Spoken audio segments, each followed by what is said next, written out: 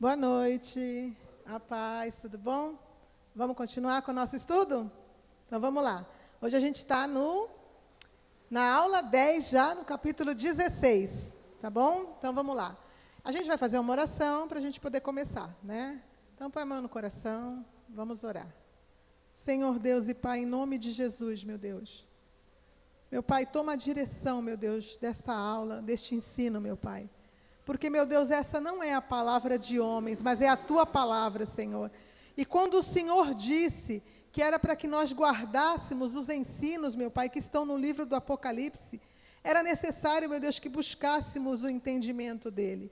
Então, estamos aqui, Senhor, para aprender, para entender, meu Deus, aquilo que o Senhor quis nos ensinar, mediante, meu Pai, este livro, meu Pai, que é tão complexo, meu Pai, tão cheio de símbolos, mas que o Senhor tem revelado, meu Deus, o entendimento para aqueles que buscam, meu Pai. Então, abençoa esta noite e este estudo. Eu entrego nas Tuas mãos, em o nome do Pai, do Filho e do Espírito Santo, em nome de Jesus, amém.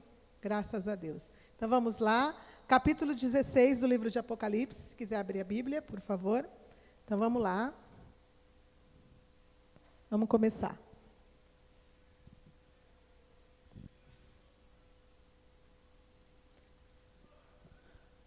Versículo 1. Ouvi, vinda do santuário, uma grande voz dizendo aos 7 anjos: Ide e derramai pela terra as 7 taças da cólera de Deus. Então, o que a gente vê aqui agora é que vai iniciar o juízo de Deus, o derramar das taças do juízo de Deus. Os anjos, né, que estavam se preparando lá no capítulo 15 de Apocalipse, vão começar a derramar as taças do juízo de Deus. Então, vamos lá. Aqui no estudo, eu vou ler direitinho. Depois eu vou passar direitinho para vocês, tá? Mas eu vou ler aí, só prestar atenção, versículo 1 e 2 do estudo. Aqui vemos os marcados que adquiriram enfermidades. Então, vamos para o versículo 2 para a gente entender isso. Põe no versículo 2, por favor, Eduardo. Saiu, pois, o primeiro anjo e derramou a sua taça pela terra. E os homens, portadores da marca da besta e adoradores da sua imagem, sobrevieram úlceras malignas e perniciosas. Então, úlceras malignas e perniciosas. A gente vê que eles estão adquirindo pestes ou enfermidades mediante a marca que eles já possuem, mas a taça de Deus sendo derramada sobre ele faz com que essas enfermidades elas sejam demonstradas, ou seja, é como se elas se tornassem piores. Um juízo, um cumprimento mesmo do juízo de Deus. Eles com pestes, né? Vamos ver de novo ali. Úlceras malignas e perniciosas. Pestes, úlceras malignas e perniciosas. Então, vamos lá. Vamos continuar. Pode pôr no versículo 3, por favor. Derramou o segundo a sua taça no mar, e este se tornou em sangue, como de morto, e morreu todo ser vivente que havia no mar. Então, a gente está aqui na segunda já taça. Vamos entender, versículo 3. O segundo flagelo. As águas se tornam em sangue, por acontecimentos que trarão morte aos homens e aos seres viventes do mar. Então, as águas vão se tornar em sangue devido a coisas que vão acontecer dentro desses juízos, o derramar da taça, que vai fazer com que o mar comece a se transformar em sangue. Ou seja, vai se encher de sangue de mortos dentro do mar, né? Então, vamos continuar. Por favor, Edu, o próximo. Derramou o terceiro a sua taça nos rios e nas fontes das águas, e se tornaram em sangue. Então, vamos lá, versículo 4, o terceiro flagelo. Aqui, assim como no mar, as águas potáveis também viraram sangue. Por favor, o próximo. Então ouvi um anjo das águas dizendo: Tu és justo, tu que és e que eras o santo, pois julgastes estas coisas. Mais um, por favor. Porquanto derramaram o sangue dos santos e dos profetas, também sangue lhes tens de dar a beber, pois são dignos disso. Então, a gente vê aqui o derramar das taças do juízo de Deus no mar e na fonte das águas. Deus ele está ali fazendo com que um juízo dele, que é a justiça que pediram para ele lá. Lembra do capítulo que a gente leu? Lá no 5º selo, que pediram a justiça. Então, ele está dando de beber sangue a eles, assim como eles derramaram o sangue daqueles que foram derramados, né? Põe no versículo 7, por favor. Ouvi do altar que se dizia: certamente o Senhor Deus Todo-Poderoso, verdadeiros e justos são os teus juízos. Então, o juízo de Deus, que foi justamente decretado. Ah, vocês mataram? Ah, vocês derramaram o sangue de justos? Então, vocês são dignos de beberem sangue. Então, as águas se tornam em sangue para que seja a justiça de Deus sendo proclamada, né? A gente viu isso lá no Apocalipse 6:10. Vamos ler de novo para a gente lembrar? Põe lá, por favor, Apocalipse 6:10. Clamaram em grande voz, dizendo: até quando, ó soberano Senhor, santo e verdadeiro, não julgas e nem vingas o nosso sangue daqueles que habitam sobre a terra? Então, os mortos em Cristo estavam lá pedindo para Deus a justiça. E ele disse para eles esperarem, né? E aqui, a justiça de Deus começa a ser decretada. Ah, vocês derramaram sangue, vocês vão beber sangue também, porque é justo. Deus é justo, né? Então tá, vamos continuar. Põe no próximo versículo do 16:8, isso. O quarto anjo derramou a sua taça sobre o sol, e foi-lhe dado queimar os homens com fogo. Vamos ver aqui, versículo 8, o quarto flagelo. Aqui o sol, como temos visto, continua sofrendo abalos que trarão um calor ainda maior e catástrofes e alterações severas. Então aqui a gente vê o sol sendo alterado, e não só o calor aumentando, como as catástrofes. A gente estudou sobre os efeitos do sol, né? Do magnetismo na Terra. Então, além do calor do sol, ainda o magnetismo e as catástrofes que vão aumentar mediante a este flagelo sendo derramado. Então, a gente vai em Apocalipse 7:16 para a gente lembrar das coisas que Deus já falou sobre o sol lá atrás. Apocalipse 7:16, por favor. Jamais terão fome, nunca mais terão sede, e nem cairá sobre eles o sol, nem ardor algum. Aqui no capítulo 7, é quando a igreja é tirada da terra, né? E aí Deus fala, ó, agora vocês não vão mais sofrer, nem com fome, nem com sede, nem com o calor do sol. Isso significa que hoje, naquilo que nós já estamos vivendo, o sol já está sofrendo alterações, que já estão trazendo um calor excessivo, uma mudança, né? Um descontrole no sol. E isso a gente já está vendo acontecer. Então, quando a igreja é tirada, o sol já está causando já calores absurdos, porque está sendo citado ali para nós. A gente vai também agora em Isaías 30:26, a gente vai ver um outro versículo falando sobre isso também. Isaías 30:26, por favor, Eduardo. A luz da lua será como a do sol, e a do sol 7 vezes maior, como a luz de 7 dias, no dia em que o Senhor atar a ferida de seu povo e curar a chaga do golpe que ele deu. Ou seja, quando o Senhor Jesus voltar na segunda vinda, o sol vai ter tido todo esse colapso que a gente está vendo aqui, ó. Então, quando chegar o juízo de Deus, o sol já vai ter sofrido todos os colapsos de aumentar o calor como 7 vezes o calor que ele tem hoje. É o que está dizendo aqui para nós, né? Então tá, vamos continuar. Por favor, Edu, volta lá agora. Versículo 10, capítulo 16. Derramou o quinto a sua taça sobre o trono da besta, cujo reino se tornou em trevas, e os homens remordiam a língua por causa da dor que sentiam. Vamos aqui no versículo 10. Põe o 11 também, que eu vou ler o 11. E blasfemaram o Deus do céu por causa das angústias e das úlceras que sofriam, e não se arrependeram das suas obras. Então, versículos 10 e 11. Vamos ler aqui. O quinto flagelo.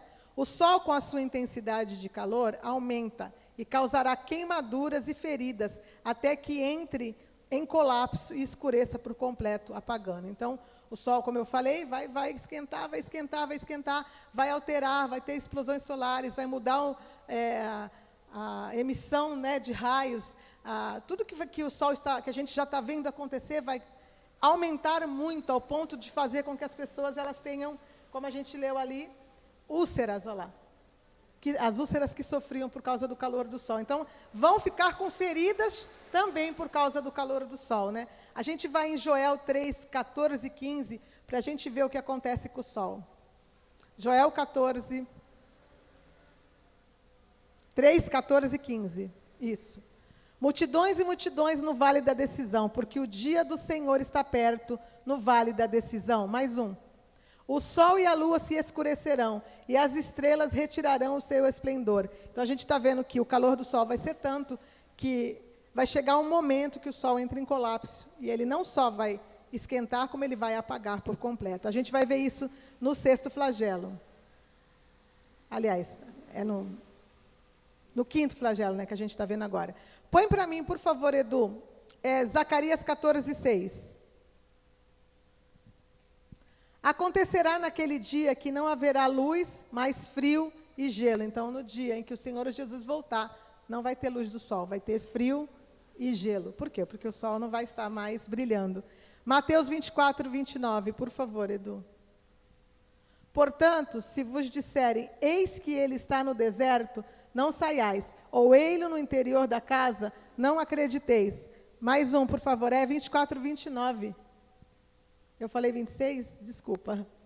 É 29. Logo em seguida, a tribulação daqueles dias, o sol escurecerá e a lua não dará sua claridade. As estrelas cairão do firmamento e os poderes do céu serão abalados. Então, um dos juízos do derramar das taças de Deus é o sol chegar num calor tão grande que ele vai se apagar, né? Vamos continuar, por favor, do versículo 12 agora, 16:12.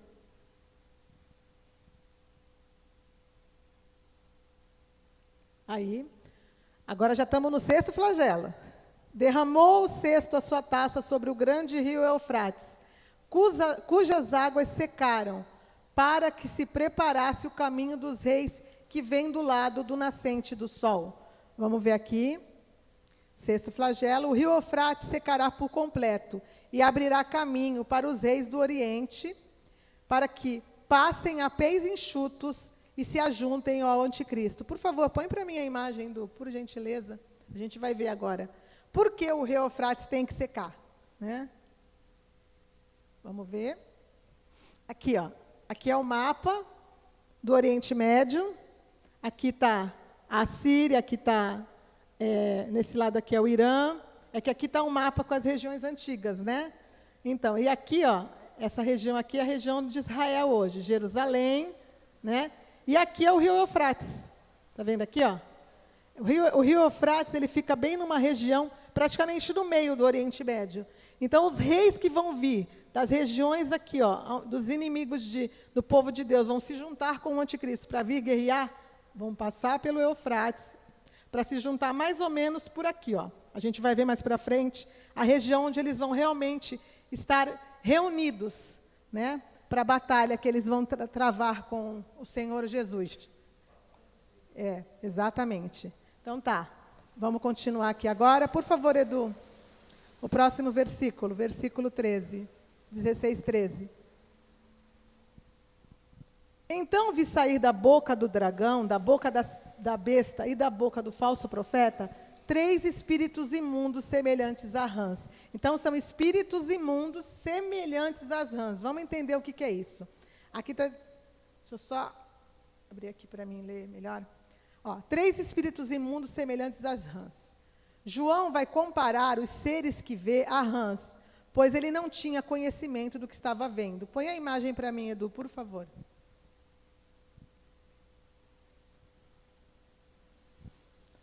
A imagem está escura, né? Porque as semelhanças das rãs são bem escuras. Olha lá.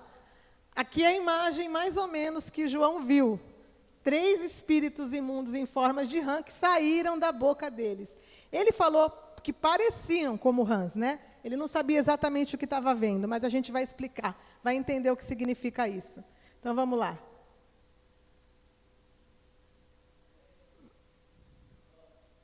Oi. Ah, melhorou, olha lá. Agora dá para ver melhor, né? Olha lá. Bichinhos feios, né? Horríveis. Deus o livre e guarde. Tá, então vamos entender. E por que saíam da boca da besta, do dragão e do falso profeta? Essas beldades aqui. Por que saíam da boca, né? Vamos entender. Porque eles vão falar por eles. Ou seja, são os espíritos imundos que são... anjos caídos, como anjos caídos que vão sair para falar por eles. Então, eles saem da boca porque eles são a voz deles naquele momento ali dos acontecimentos. E por quê? Ó, eles vão falar por eles. Vou ter que colocar meu óculos, que está tão ruim para mim ler, gente. Está horrível. Só um minutinho, agora eu vou ficar melhor.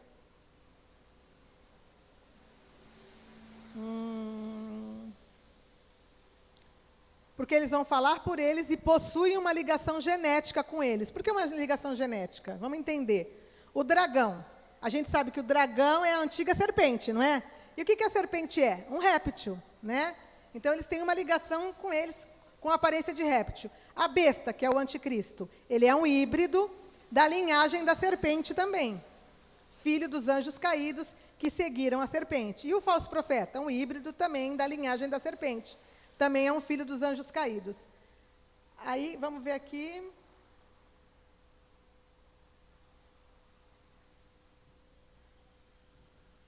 Agora vamos ver as imagens, Du, por favor. As próximas. Olha lá, vamos ver as aparências daquilo que... Primeiro, aquelas imagens parecidas com Ram. Ele não sabia exatamente o que ele estava vendo. Mas por quê, né? Porque são algo que são ligados a répteis. Olha lá as imagens que a gente tem aí, ó. Parece uma rã, não parece? Mas não é, né? Aí, outro, esse aqui também é um réptil. Esse aí já não parece tanto com uma rã, parece mais um sapo. Né? Põe mais um, por favor, Edu. É a próxima? Então já foi, né? Então tá, deixa eu continuar lendo. Tem que pôr meu óculos, senão não vou enxergar nada. Então tá. Lembramos que os anjos caídos, os vigilantes, lembra dos vigilantes? Que caíram lá no início com as mulheres e tal? Então, eles foram citados na palavra antes do dilúvio, em Gênesis 6:4. E foram aprisionados por Deus como castigo, lá em Judas 1:6. Sendo eles os pais dos gafanhotos. Então, eles tinham uma outra aparência. A aparência deles era diferente, né? A gente já viu que eles foram aprisionados, né? Lá em Judas a gente leu que eles estão... E a gente já leu também que lá no começo ele caiu com as mulheres e foram julgados por causa disso. Por isso eles foram aprisionados. E que a aparência deles era diferente. Vamos entender aqui. Põe Apocalipse 9:7, por favor, Edu. Apocalipse 9:7.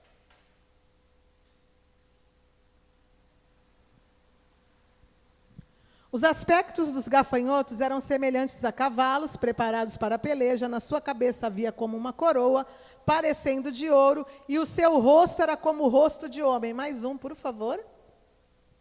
Tinham também cabelos como cabelos de mulher, e os seus dentes como dentes de leão. Então, os gafanhotos, filhos dos anjos caídos, que não são esses que são linhagem da serpente, que caíram com o dragão, a antiga serpente, são aqueles que tiveram lá com as mulheres e que não deviam ser feios, né? Porque se eles fossem daquele jeito ali, as mulheres não iam querer nada com eles, né? Então, por isso, eles tinham cara de homens e cabelos de mulher. A gente vai ver uma imagem de hoje daquilo que está sendo representado eles. Põe para mim de novo. A gente já viu essa imagem, mas a gente vai ver de novo. Olha lá. Então, esse aqui, ó, a gente já viu essa imagem. A Federação Galáctica, né? Que são aqueles que dizem que estão vindo, que a gente sabe muito bem, né, porque que eles dizem que são extraterrestres, mas na realidade são os anjos caídos, e eles têm rosto de homem e cabelo de mulher. Então, são duas aparências citadas na Bíblia diferentes para os anjos caídos, né? Uns vão parecer com rã, feios demais, e outros vão parecer que são bonitinhos, mas na realidade também não são bonitinhos, não. É tudo feio, né? Tudo filho do diabo. Vamos continuar. Só um minutinho para eu abrir aqui.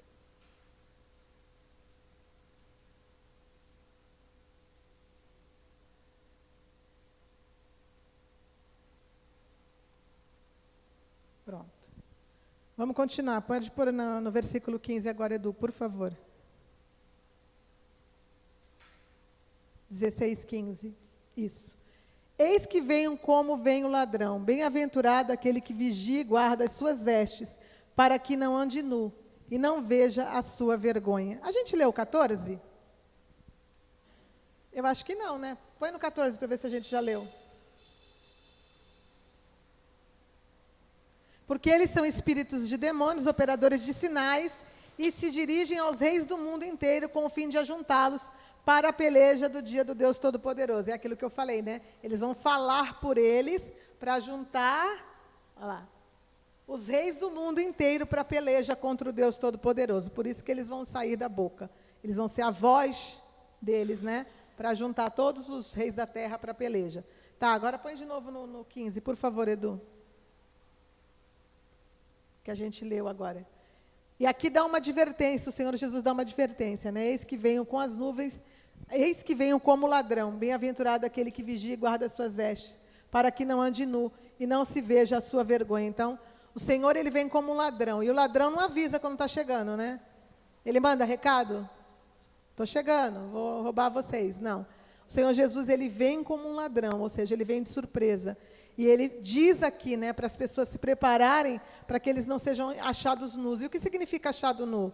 Sem as vestes de salvação, em pecado, nus. E muitos vão ser achados assim. E mesmo dentro da tribulação, muitos vão se deixar levar. E quando ele vier na sua segunda vinda, ele vai achar muitos nus, que muitas vezes conheceram ele no passado como Deus, mas que se deixaram levar, não perceberam e simplesmente vão ficar também para ser destruídos com o anticristo, né? Isso é muito triste, né? Tá, então vamos continuar. Versículo 16 agora, Edu, por favor. Então os ajuntarão no lugar que em hebraico se chama Armagedon. Então os 3 espíritos imundos lá, fazedores de sinais, que vão reunir os reis da terra, vão reunir eles no lugar chamado Armagedon. Isso aqui é algo interessante da gente ver. O barulho chato, né? Meu Deus. Quem está na internet não sabe, né? Aqui na rua passa um trânsito, faz um barulhão aqui para a gente ouve. No vídeo sai muito baixinho, mas aqui é horrível, horrível, a gente fica com barulho na cabeça. Deixa passar. Passou, melhorou. Então, voltando ao assunto. Congregar-se, olha lá, eles vão se ajuntar ou se congregar no Armagedon. Muitos chamam a última batalha de Batalha do Armagedon. Você já ouviu isso? Então, só que a batalha não vai ser no Armagedon. Esse nome que as pessoas dão, a Batalha do Armagedon. Mas a batalha não é no Armagedon. Ali está dizendo para nós que eles vão se juntar no Armagedon. Eles vão se reunir. Eles vão se congregar para que eles possam ali resolver a guerra que eles vão fazer, como que eles vão fazer, as estratégias deles para poder irem para o lugar que vai ser a guerra, né? Vamos entender isso aqui, vamos ler aqui. Vou pôr no meu óculos. Os ajuntarão no Armagedon. Armagedon é o mesmo que Vale de Meguido, Vale do Armagedon ou Vale de Meguido. Vemos claramente nesse versículo que a peleja contra o Senhor não será ali, porém, vão se reunir neste lugar. Aí vamos mostrar a imagem, Du. Mostra lá, por favor. Aqui, ó. Aqui é Meguido ou Armagedon. Ele fica ao norte de Jerusalém. Está vendo? A gente viu o outro mapa onde estava o rio Eufrates. Eu falei que aqui, o rio Eufrates fica mais ou menos aqui, e que eles iam se juntar mais ou menos em cima, mostrei Jerusalém. Então, é aqui que eles vão se congregar. Então, por que eles vão passar pelo rio que vai estar enxuto? Porque eles vão todos vir para se reunir aqui. Então, eles vão se congregar nessa região. Por isso que os reis do Oriente vêm se congregar no Vale de Meguido ou no Vale do Armagedon. Por isso está escrito na palavra que eles vão se juntar ali. Ali é um vale muito grande, é um vale gigantesco, é um vale espaçoso, que muitos falam, a guerra do Armagedon vai acontecer. Não, a gente vai ver que ali não é a guerra. Vamos entender. Põe no versículo 17, Du, por favor. Aí eu tenho que tirar o óculos, por isso que eu não gosto de pôr óculos, está vendo? Então derramou o 7º anjo a sua taça pelo ar, e saiu grande voz do santuário do lado do trono, dizendo, feito está. Vamos entender. O 7º flagelo. Põe o óculos. Como vimos no versículo acima, a peleja contra o Deus Todo-Poderoso não será no Armagedon, como muitos acham. Mas onde então será essa peleja? Ela acontecerá no Vale de Cedron, também conhecido como Vale de Josafá. Põe Joel 3:1 para mim, Du, por favor. Joel 3:1. Eis que naqueles dias e naquele tempo em que mudarei a sorte de Judá e de Jerusalém, o próximo, congregarei todas as nações e as farei descer. Descer da onde? Eles estão lá no Vale de Meguido, lá em cima, lá no norte de Israel. Farei descer. Me perdi, peraí que eu vou achar. Achei. Ao Vale de Josafá, ou Vale de Cedron, como eu falei para vocês. E ali entrarei em juízo contra elas, por causa do meu povo e da minha herança, Israel, a quem eles espalharam por entre os povos, repartindo a minha terra entre si. Põe no versículo 14 agora, Joel 3,14.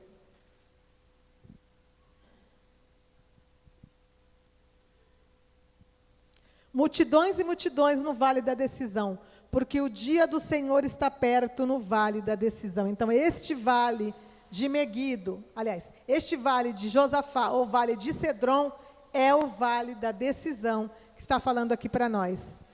Vamos continuar lendo. Esse vale está localizado entre o Monte das Oliveiras e a entrada oriental de Jerusalém, que é a Porta Dourada. Existe uma profecia sobre essa Porta Dourada, que é por onde está profetizado que o Messias entrará. A Porta Dourada que está, Monte das Oliveiras, Vale de Cedron e a Porta Oriental de Jerusalém, que é a Porta Dourada, tem uma profecia nela. Abre Ezequiel 44:2 para mim, por favor, Edu. Vamos ver que profecia é essa. Ezequiel 44:2. Disse-me o Senhor, esta porta permanecerá fechada e não se abrirá, ninguém entrará por ela, porque o Senhor Deus de Israel entrou por ela e por isso permanecerá fechada. Essa porta, ela foi fechada no passado, há muitos anos atrás, porque muitos inimigos de Israel, do povo antigo, sabendo que existia essa profecia de que o Messias entraria por essa porta, eles trancaram a porta. Mas isso também cumpriu a profecia, que ela ia ficar fechada e ela só vai se abrir no dia que o Senhor Jesus descer. E ele vai vencer tudo, ele vai ter a batalha ali no Vale de Cedron e ele vai entrar para Jerusalém, por esta porta, que é a porta oriental, que é chamada Porta Dourada. Então, tudo sempre se encaixa, né? Coloca para mim a imagem, Du, para mostrar como é que é isso daí agora. Onde é que está o vale? Aqui, ó.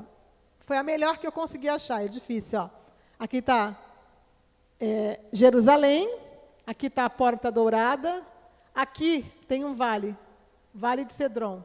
E aqui é o cemitério do Monte das Oliveiras. No Monte das Oliveiras tem um cemitério. Então, Monte das Oliveiras, Vale de Cedron, Jerusalém.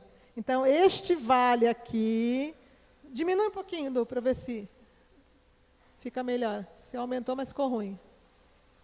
Este vale aqui, tem um vale bem grande aqui. Ele vai de uma ponta a outra quase de Jerusalém. Ele é um vale grande também. Ali será a batalha que a Bíblia fala que o Senhor Jesus vai pelejar.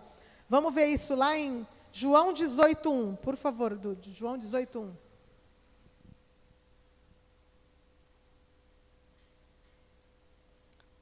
Tendo Jesus dito essas palavras, saiu juntamente com os seus discípulos para o outro lado do ribeiro Cedron. Tem um ribeiro também no Vale de Cedron, olha lá, onde havia um jardim. E aí entrou com eles. Então, a gente está vendo Jesus atravessando o Vale de Cedron na época dele lá. Ele estava saindo do rio, que tinha do lado justamente do Monte das Oliveiras. Ali não está falando, né? Está falando só do jardim. Atravessa para poder entrar em Jerusalém. Interessante a gente ver a citação, né, que está lá. Agora coloque em Zacarias 14:3, por favor, Edu. Então sairá o Senhor a peleja contra essas nações, como pelejou no dia da batalha. O próximo. Naquele dia estarão os seus pés sobre o Monte das Oliveiras. Então, Jesus vai pisar os pés no Monte das Oliveiras, que está defronte de Jerusalém, para o Oriente, como eu mostrei para vocês. O Monte das Oliveiras será fendido pelo meio, para o Oriente e para o Ocidente, e haverá um vale muito grande. Metade do monte se apartará para o norte e a outra metade para o sul. Então, no dia que o Senhor Jesus desce para a batalha final com o anticristo e todos aqueles que se congregaram e desceram para a batalha que eles se prepararam para pelejar com o Senhor Jesus desce e vai pisar no Monte das Oliveiras, vai acontecer um grande terremoto, e a gente vai ver esse acontecimento no capítulo mais para frente, sem ser da semana que vem, na outra, a gente vai ver justamente o momento que o Senhor Jesus desce, que é o momento que ele vem para pelejar contra o anticristo e os seus servos, né, o seu exército, e vem por Jerusalém para derrotar aqueles que estavam destruindo o povo dele, né? Vamos continuar. Versículo 16. A gente já... Não, versículo 16 não, agora já é versículo 18. Põe no 18, por favor. 16, 18 de Apocalipse. Isso. E sobrevieram relâmpagos, vozes e trovões, e correu grande terremoto como nunca houve igual, desde que a gente sobre a terra. Tal foi o terremoto forte e grande. A gente já está no acontecimento já do último flagelo, é o 7º flagelo, está escrito, feito está. A gente leu o 17, põe no 17 de novo, por favor, Edu.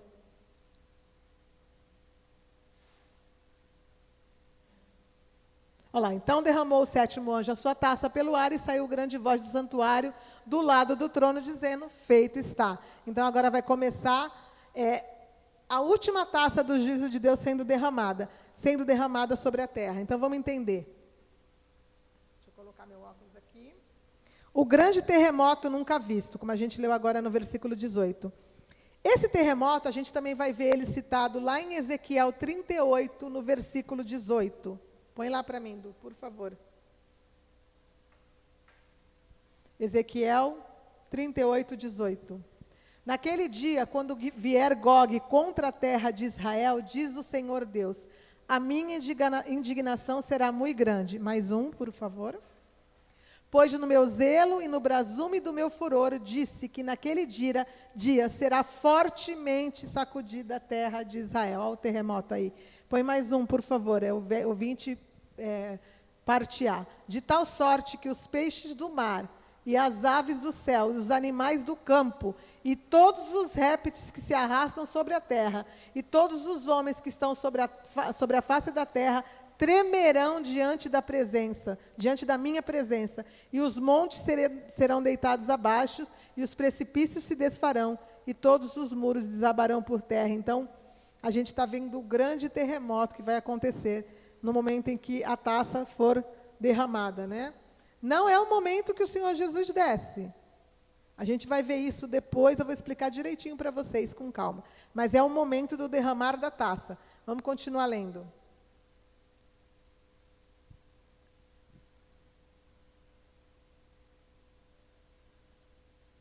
Versículo 18, eu já li. Põe no versículo 19, por favor, Edu. Ah, é verdade, né? Joel 3,16. Põe para mim, por favor. O Senhor brama de Sião, e se fará ouvir em Jerusalém, e os céus e a terra tremerão, mas o Senhor será o refúgio do seu povo e a fortaleza dos filhos de Israel. Sabe o que eu acho interessante? É que lá em Apocalipse fala assim, que foi um grande terremoto como nunca tinha se visto, né? Aí a gente leu lá no Ezequiel 38, que vai tremer os céus. Já viu tremer céu? É porque a terra vai ser totalmente abalada, a terra e o mar. E aqui também está dizendo, ó, que vai tremer os céus e a terra. Então, o tamanho do terremoto que vai acontecer, ele não vai abalar só o chão, ele vai abalar todo o planeta. Vai tremer tudo, vai tremer ar, vai tremer... A gente não consegue dimensionar o que significa isso, né? Mas é algo muito grandioso que vai acontecer, é muito interessante. Tá, por favor, Du, versículo 19 agora. Isso. E a grande cidade se dividiu em 3 partes, e caíram as cidades das nações. E lembrou-se Deus da grande Babilônia, para dar-lhe o cálice do vinho do furor da sua ira. Então, a gente está vendo que esse grande terremoto, ele vai destruir a grande Babilônia. A grande Babilônia, que a gente vai ver a semana que vem, a explicação mais detalhada sobre ela. Mas é importante a gente guardar isso, que aqui está sendo destruída a grande Babilônia. A grande Babilônia é que vai ser abalada com esse terremoto. Olha lá. Ela se dividiu em 3 partes. Além de ela se dividir em 3 partes, ainda caíram as cidades das nações. Então, o terremoto foi para destruir a grande Babilônia e as cidades das nações. A gente vai entender isso depois, quando eu explicar para vocês com mais calma sobre a grande Babilônia. Ó, aqui vemos os acontecimentos descritos em Apocalipse 18, a partir do versículo 9, com a destruição de Babilônia grande e as suas filhas. Põe para mim Apocalipse 17, 5. Por favor, Du.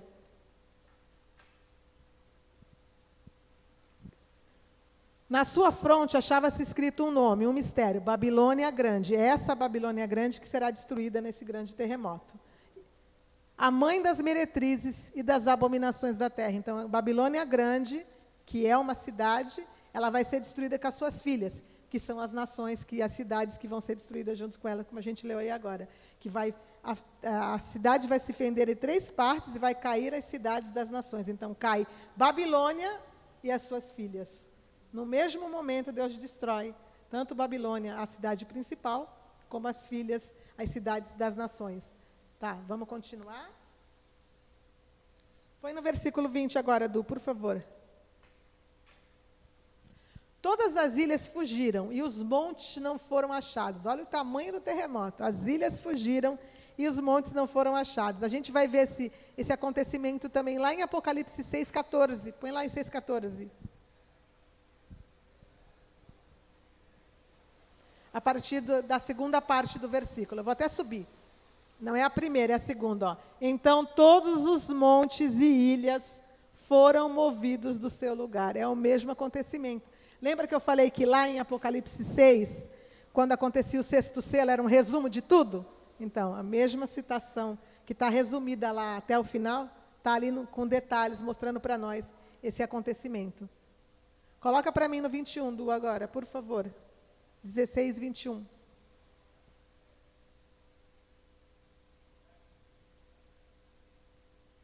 Isso. Também desabou do céu sobre os homens grandes saraivadas como pedras, que pesavam cerca de 1 talento. E por causa do flagelo da chuva de pedras, os homens blasfemaram de Deus, porquanto o seu flagelo era sobremodo grande. Chuva de pedras, a gente vê esse acontecimento também lá em Ezequiel 34, 22. Vai lá em Ezequiel 34, 22, Du, por favor.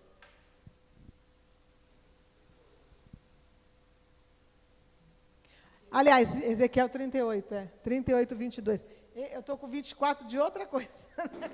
Aí está esperta, tem que ficar esperta mesmo.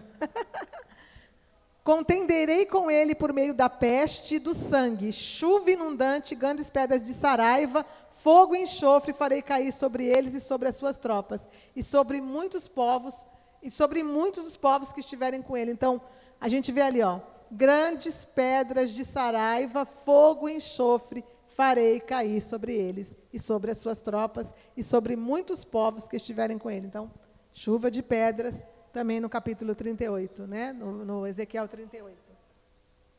Vamos continuar. A gente vai fazer uma análise agora, e a gente vai dar uma corridinha na Bíblia, porque a gente vai analisar e comparar os flagelos com as profecias, tá? Nós iremos comparar agora os acontecimentos dos 7 flagelos, a guerra conhecida com a guerra conhecida, que é a guerra de Gog e Magog, que está em Ezequiel 38, como a gente já leu algumas partes agora. Ezequiel 38 e 39. Então, vamos ver exatamente se eles são o mesmo evento. A gente vai comparar Apocalipse 16 com Ezequiel 38 e 39. Então, vamos lá. O primeiro flagelo, que está em Apocalipse 16, 1, que é a peste. O segundo e o terceiro flagelo, que está em Apocalipse 16, 3 e 4, é o sangue. Vamos lá em Ezequiel, por favor, Edu. Ezequiel 38, 22.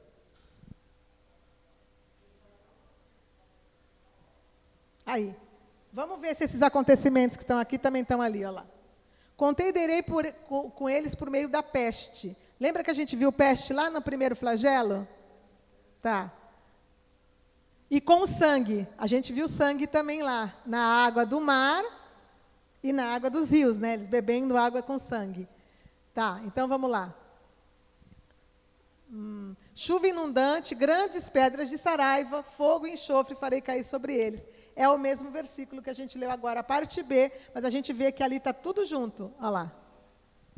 A peste, o sangue, chuva inundante, grandes pedras de saraiva, fogo e enxofre farei cair sobre eles. Então a gente vê que o acontecimento de Ezequiel 38 é o mesmo acontecimento do capítulo 16. É a mesma coisa, está acontecendo ali o mesmo acontecimento. Então vamos continuar.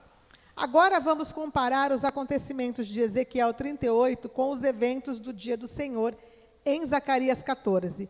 Zacarias 14, 13. Põe lá para mim, Du, por favor. Zacarias 14, 13.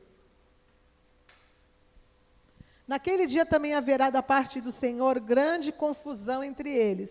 cada um agarrará a mão do seu próximo, e cada um levantará a mão contra o seu próximo. Agora vai em Ezequiel 38, 21. A gente vai ver como está tudo igualzinho, quer ver? Ezequiel 38, 21.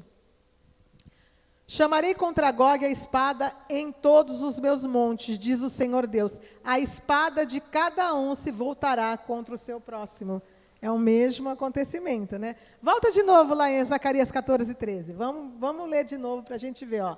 Aqui está falando que a espada de cada um voltará contra o seu próximo. Ó lá. Naquele dia também haverá da parte do Senhor grande confusão entre eles. Cada um agarrará a mão do seu próximo e cada um levantará a mão contra o seu próximo. É o mesmo acontecimento, né? Então, vamos continuar.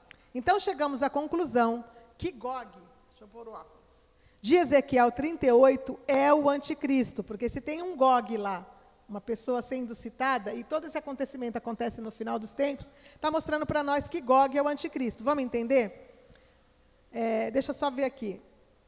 Ezequiel 38, de 1 ao 4. Põe para mim lá, Ezequiel 38, de 1 ao 4. Vamos ler um pouquinho sobre esse acontecimento, falando dos homens, né? Veio a minha palavra do Senhor dizendo, próximo, filho do homem, volve o rosto contra Gog, da terra de Magog, príncipe de Roz, de Meseque e de Tubal, e profetiza contra ele. Mais um, por favor. E dize, assim diz o Senhor Deus, eis que eu sou contra ti, ó Gog, príncipe de Roz, de Meseque e de Tubal. Mais um. Fartei que te volvas, porei anzóis nos teus queixos e te levarei a ti e a todo o teu exército, cavalos, cavaleiros, todos vestidos de armadura completa, grande multidão, com pavês e escudos empunhando todas as espadas. Olha só, porei anzó no teu queixo e te levarei. Lá não fala para nós que ele vai fazer eles descerem para o vale de Josafá? Lá em Joel, acho que é Joel capítulo 3? Então, é a mesma coisa que está dizendo aqui. É interessante que a palavra toda se completa, né? Tudo se encaixa. Então, vamos lá. Eu vou até o versículo... só até o 4, né? Então, tá. Então, vamos entender aqui, ó. Terra de Magog. O que significa essa terra de Magog? Gog da terra de Magog. Magog era o neto de Noé e filho de Jafé. Vamos lá em Gênesis 10, 2, por favor, Edu. Gênesis 10, 2.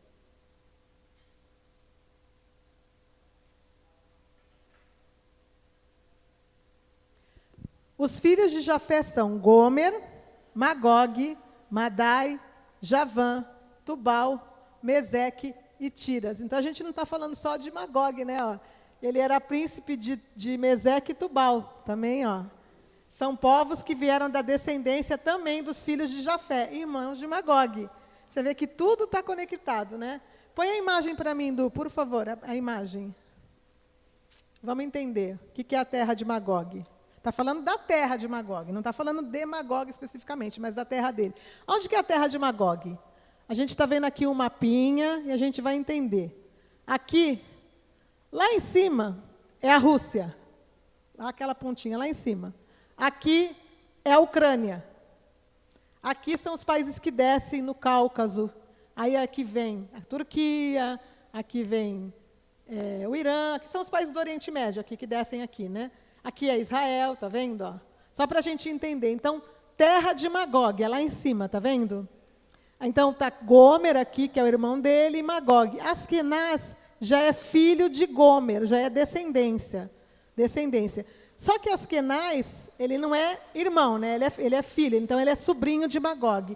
O que acontecia na antiguidade? Principalmente nessa época, porque desceram da arca Noé com seus filhos, Cã, Sem e Jafé, para povoar toda a terra de novo. Então, o que acontecia? Eles tinham filhos e filhas. Os filhos casavam com as filhas. Não tinham mais com quem casar, né? Aí nasciam os seus filhos, os netos, né, de Noé e os filhos deles.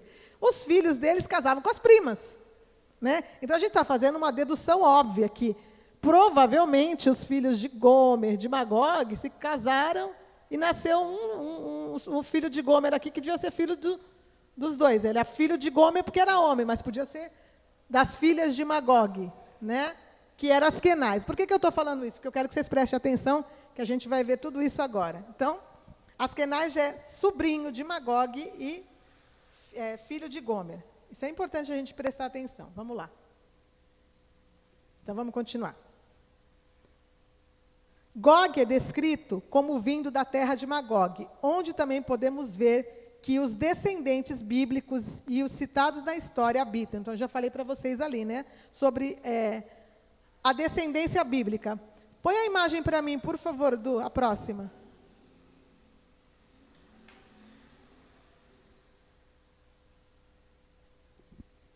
Aqui. Nós estamos na mesma região. Mar Negro, Mar Cáspio. Aqui em cima é a Rússia. Aqui em cima é a Ucrânia. Nós estamos na mesma região, só está mais próxima. E aqui, ó, está pegando tanto a terra de Magog, está vendo aqui, ó, como a terra de Askenaz. Este povo aqui é um povo que habitou as terras como é que fala? Do neto Askenaz e também as terras de Magog. Este povo é os casares, que eu já falei para vocês lá no começo do estudo, lembra? Então, eu vou explicar para vocês. Eles estão exatamente onde a Bíblia diz que eles tinham que estar. Exatamente, o senhor está esperto, hein? Então, vamos lá. Vamos lá. Judeus askenazes, casares, justamente aqueles que são citados em Apocalipse 2:9 e 3:9. A gente já vai ler Apocalipse 2:9 e 3:9 já. Eu acho que tem mais umas imagens, né, Edu? Põe lá para mim, por favor. Olha lá. A grande maioria dos sobreviventes judeus do mundo são descendentes de europeus do leste, e sendo assim, principalmente da origem casar. Se assim, isso significa que seus antepassados não vieram do Jordão, ou seja, não são das 12 tribos de Israel. Esses não, né? Mas do Volgo, e não de Canaã, mas do Cáucaso, que é aquela parte que eu falei para vocês. E o Cáucaso é justamente onde a Arca de Noé parou e onde eles começaram a povoar a terra de novo, é o Cáucaso, né? Uma vez que acredita-se ser o berço da raça ariana. E geneticamente estão mais estreitamente relacionados com as tribos de Ugar, do que com a descendência de Abraão, de Isaque e de Jacó. Então, a gente achou um povo que é chamado de 13ª tribo, que não são da descendência de Israel, mas que são considerados judeus. Vamos ver a próxima imagem, por favor, Edu. Alguns historiadores modernos defendem a hipótese de que muitos casares converteram-se ao judaísmo. Há teorias que afirmam que os judeus askenazes são casares que se converteram ao judaísmo e passaram a fazer parte do povo judeu. A próxima imagem, a última, por favor. Origem do termo Askenaz é uma palavra hebraica antiga, originalmente se refere a uma região no norte da Mesopotâmia, e mais tarde passou a ser usada para descrever a Alemanha na Idade Média. Põe um mapa que fala dos Askenaz, lá de Magog de novo, só para me mostrar. Então, está falando que eles são do norte da Mesopotâmia, né? Aqui, norte da Mesopotâmia. Aqui é a Mesopotâmia, norte. É onde justamente o povo Askenaz se desenvolveu, né? E, só que depois, diz a história que o povo Askenaz, aliás, o povo casário, eles foram derrotados, depois de muitas batalhas, eles eram muito cruéis, foram derrotados por guerras pelos povos mongóis. A Rússia, que comandava o exército dos mongóis, se juntaram e derrotaram eles. Então, eles fugiram daquela região. Põe o mapa onde eles moravam lá, o próximo de novo, só para me mostrar. Então, eles saíram dessa região aqui, eles foram derrotados depois de muitas batalhas, sendo um povo, que é o povo que está gerando, como eu estou explicando para vocês, o anticristo. Eles não continuaram aqui, eles fugiram para as regiões daqui, Ucrânia, Polônia, Alemanha, está tudo aqui, ó. Que esse mapa é um mapa antigo, mas é aquela região. E justamente, eles dizem também que esse nome passou a ser um nome, como eu li para vocês agora. Põe lá na última imagem de novo, Du. Olha lá. Mais tarde passou a ser usado para descrever a Alemanha na Idade Média. Então, a gente vê que muitos dos supostos judeus, né, que dizem que são judeus, na realidade, não são judeus. e são aquilo que a Bíblia fala. Abre lá para mim em Apocalipse 2:9. Vamos entender, já falei sobre isso, mas a gente vai olhar de novo. Conheça a tua tribulação e a tua pobreza, mas tu és rico, e a blasfêmia dos que a si mesmos se declaram judeus e não são, sendo antes a sinagoga de Satanás. Então, sinagoga de Satanás. Agora põe Apocalipse 3:9, por favor.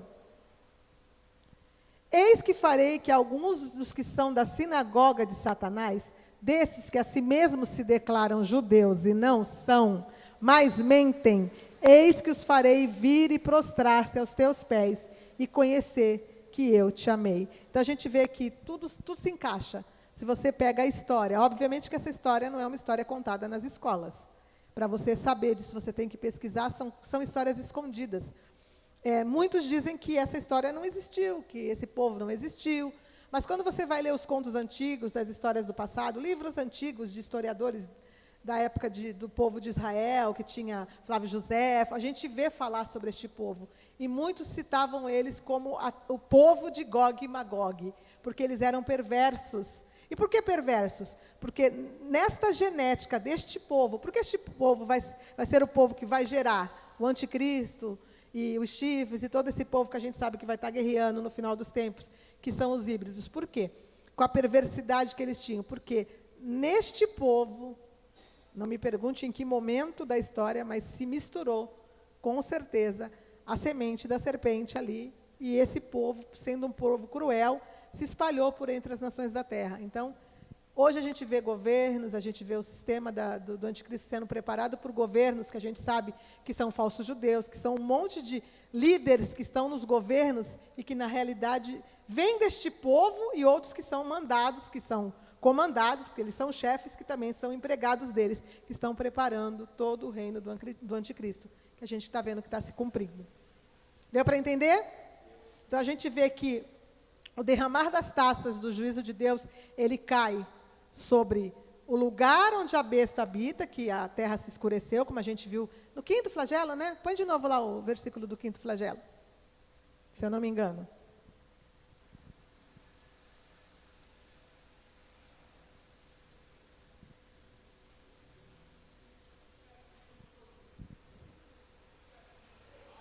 (16) alguma coisa, eu não lembro agora. Eu posso até olhar no estudo aqui, mas... Olha lá, derramou o 5º a sua taça sobre o trono da besta, cujo reino se tornou em trevas, e os homens remordiam a língua por causa da dor que sentiam. Isso mesmo, no 5º flagelo. Então, a gente vê que as taças do juízo de Deus, elas vão cair sobre o lugar onde a besta habitava. Aliás, vai habitar, né? Habitava não. Vai habitar sobre o reino da besta, sobre as cidades das nações que vão estar com elas, sobre todas aqueles que vão estar do lado do anticristo, aqueles que vão lutar com ele contra o reino, contra o Senhor Jesus. Então, mas sobre o anticristo e os seus soldados, é o Senhor Jesus que vem em batalha contra eles mesmo. Não é este momento aqui, mas a gente vai ver isso lá para frente, nos outros capítulos que a gente vai ver a seguir. Deu para entender? Tudo certo? Então tá, eu agradeço aqueles que assistiram pela internet o nosso estudo. Fiquem com Deus e até a próxima.